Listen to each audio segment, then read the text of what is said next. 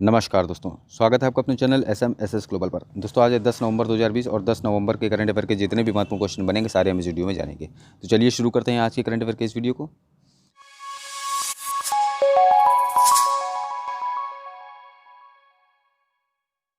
सबसे पहला क्वेश्चन है, हाल ही में सिस्का ग्रुप ने किसे अपना ब्रांड एम्बेसडर बनाया है? तो अभी राजकुमार राव को सिस्का ग्रुप ने अपना ब्रांड एम्बेसडर बनाया है। तो इस क्वेश्चन का सी ऑप्शन सही है। तो इसके अंतर्गत FMEG यानी fast moving electrical goods company Syska group ने अभी बॉलीवुड अभिनेता राजकुमार राव को अपना ब्रांड एम्बेसडर बनाया है। तो अब ये LED और फैन सेगमेंट में सिस्का उत्पादों की सेल बढ़ाने के लिए अभी कंपनी के साथ मिलकर प्रचार करेंगे। अगले क्वेश्चन पे आते हैं, हाल ही में किस देश की सेनाओं के विशेष बलों ने बुल स्ट्राइक अभ्यास का आयोजन किया है? तो अभी भारत की सेनाओं ने बुल स्ट्राइक अभ्यास का आयोजन किया। तो इस क्वेश्चन का ए ऑप्शन सही है। इसके अंतर्गत इस अभ्यास में भारतीय सेना की पैराशूट ब्रिगेड मार्कोस यानी मरीन कमांडो फोर्स और विशेष बलों की टुकड़ी ANC के 3 सेवाओं के सैनिकों ने हिस्सा लिया और अभ्यास तीनों सेवाओं यानी थल सेना, नौसेना और वायुसेना के बीच अंतर कम करने और तालमेल पर ध्यान केंद्रित करने के लिए ये किया जाता है। तो इसका उद्देश्य ये है। तो अब बात कर लेते हैं, चीफ ऑफ डिफेंस स्टाफ कौन है? तो ये हैं जनरल बिपिन रावत। कौन है? जनरल बिपिन रावत ही। और यहाँ सेनाओं की बात हुई है तो भारतीय सशस्त्र बलों के कमांडर इन चीफ कौन है? रामनाथ कोविंद, क्योंकि वो राष्ट्रपति होता है तो वर्तमान के राष्ट्रपति हैं रामनाथ कोविंद। ठीक। अगले क्वेश्चन पे आते हैं। तो अगला क्वेश्चन है, हाल ही में किस राज्य में सागर कवच का आरंभ हुआ है? कौन सा सागर कवच? तो अभी ये उड़ीसा में हुआ है। तो इस क्वेश्चन का बी ऑप्शन उड़ीसा सही है। तो उड़ीसा के पारादीप तट पर 2 दिनों तक चलने वाले संयुक्त तटीय सुरक्षा अभ्यास सागर कवच का आरंभ हुआ है और ये अभ्यास उड़ीसा राज्य और पश्चिम बंगाल राज्य, कौन सा? पश्चिम बंगाल राज्य है, इनके संयुक्त प्रयास से किया जा रहा है।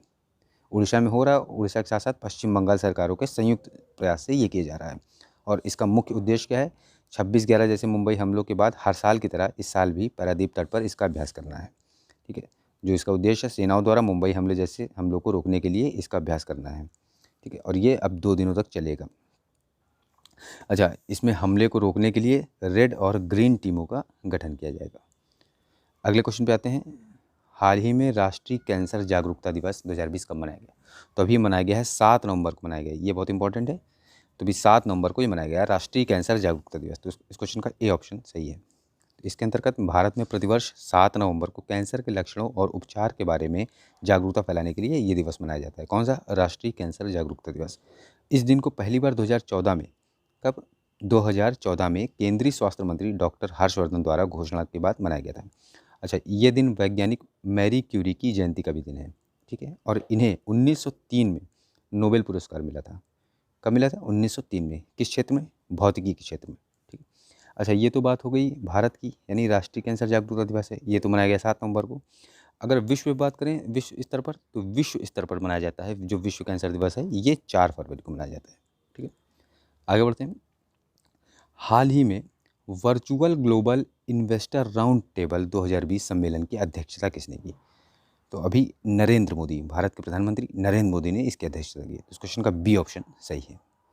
तो प्रधानमंत्री नरेंद्र मोदी ने देश में निवेश को प्रोत्साहित करने के उद्देश्य से virtual global investor round table यानी VGIR 2020 की ये सम्मेलन हुआ है, इसकी अध्यक्षता की। ठीक है। अच्छा, VGIR यानी virtual global investor round table का आयोजन वित्त मंत्रालय और राष्ट्रीय निवेश और अवसंरचना कोष द्वारा किया गया।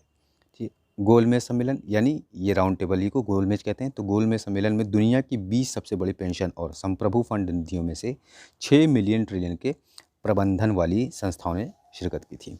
अच्छा, भारत की ओर से व्यापारिक नेता, वित्तीय बाजार नियामक ये हैं वित्त मंत्री निर्मला सीतारमण और RBI गवर्नर है, ये हैं शक्तिकांत दास, ये इसमें शामिल थे भारत की ओर से। ठीक है, अगले क्वेश्चन पे आते हैं। हाल ही में किस राज्य ने कंटेनमेंट जोन के बाहर सिनेमा घर एवं स्विमिंग पूल खोलने की इजाज़त दी है? तो भी महाराष्ट्र सरकार ने। तो महाराष्ट्र राज्य में ये इजाज़त दी गई है सिनेमा घर और स्विमिंग पूल खोलने की। तो इस क्वेश्चन का सी ऑप्शन सही है। जानते हैं इसके बारे में? तो सिनेमा घर जो खोलने की जो एक मंजूरी दी गई है, तो सिनेमा घर 50% क्षमता के साथ खोले जाएंगे। ठीक है, यानी जितनी वहाँ पे सीटें होंगी तो उसके 50% दर्शक ही बुलाए जाएंगे।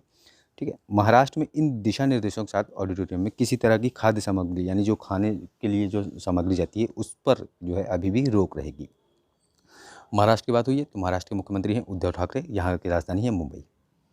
अगले क्वेश्चन पे आते हैं। हाल ही में ल्यूक रॉन्की किस देश की क्रिकेट टीम के नए बल्लेबाजी कोच बने हैं?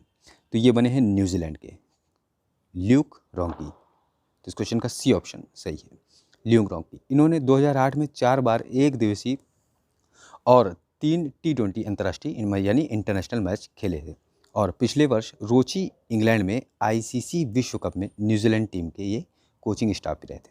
ठीक है, आगे बढ़ते हैं। हाल ही में राष्ट्रीय विधिक सेवा दिवस कब मनाया गया? कौन सा? राष्ट्रीय विधिक सेवा दिवस ये मनाया गया है 9 नवंबर को। तो इस क्वेश्चन का सी ऑप्शन सही है। इसके अंतर्गत नेशनल लीगल सर्विस डे, ठीक है, इसका इंग्लिश में कहेंगे नेशनल लीगल सर्विसेज डे। तो ये भारत में 9 नवंबर को ये सभी विधिक सेवा प्राधिकारी द्वारा ये दिवस मनाया जाता है। इसका उद्देश्य क्या है? तो समाज के कमज़ोर वर्गों के लोगों के लिए निःशुल्क प्रवीण और कानूनी सेवाओं की पेशकश करना। यह कमज़ोर वर्गों के लोगों को मुफ्त सेवाओं की उपलब्धता सुनिश्चित करने के साथ साथ उन्हें उनके अधिकारों को जो उनके अधिकार हैं उनके बारे में जागरूक करने का भी ये प्रयास करता है, ये जो डे मनाया जाता है।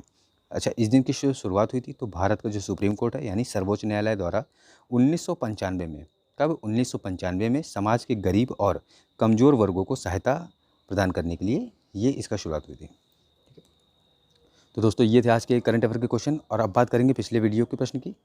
तो पिछली वीडियो में प्रश्न किया गया था, हाल ही में अल्सेन ओटारा कहाँ के राष्ट्रपति बने? तो ये बने थे आइवरी कोस्ट के। तो इस क्वेश्चन का ए ऑप्शन सही था। बात करेंगे क्वेश्चन ऑफ द डे की, तो ये है, हाल ही में कहाँ रीन्यूएबल एनर्जी पावर पार्क स्थापित किया गया? तो ये रहे आपके 4 ऑप्शन। आप इसका आंसर नीचे कमेंट बॉक्स में बता सकते हैं। दोस्तों जुड़े रहिए हमारे साथ डेली करंट अफेयर्स के लिए, और हाँ, चैनल को सब्सक्राइब करना, लाइक करना और ज़्यादा से ज़्यादा शेयर करना बिल्कुल भी मत भूलिएगा। धन्यवाद।